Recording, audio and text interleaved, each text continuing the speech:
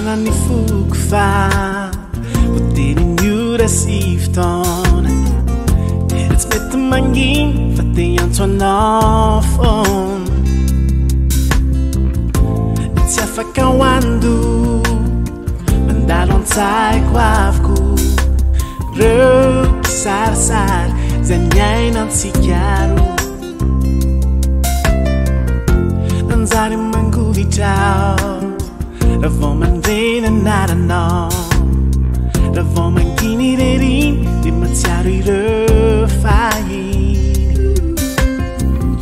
fa toy ny voanikeo reo tantara zay niseho iny sy variny tampoka teo toa efa reko sady ananatiko any ny Angolanao lafitsikainao ambaboay tsy masarakay tsy mety lefy toy ny mozika tsara tefy Angolanao zay lay tsy foky Angola mitalao fa tsy ho mety ho tony ny saky io da tsy ho akaikinao fa raha ny eritreritro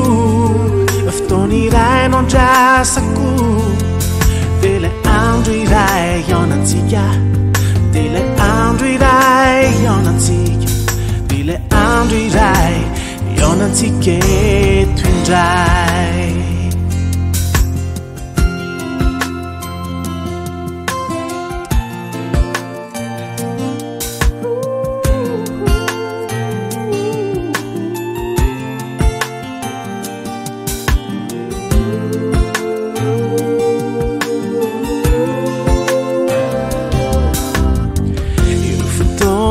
mifangaro sy ireo minitra maromaro zay mifampizarana vetivety tsy tana fa tsy mety afapo voronkely anankiroa tsy mifanary tsy misaradro ratonokalo no soratanay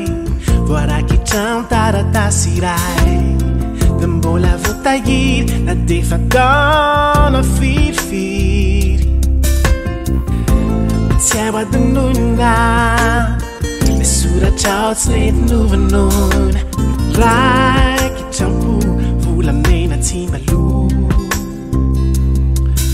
efa reko sady ananatiko any Angolanao lafitsikainao ambaboay tsy masarakay tsy mety lefy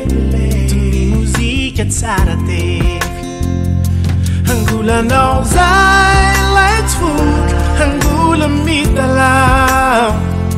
fa tsy ho mety ho tony ny saky io da tsy ho akaikinao fa raha ny eritreritro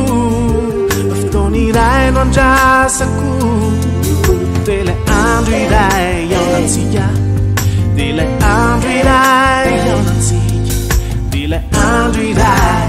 iaonantsika eto indray dia ilay andro iray iaonantsika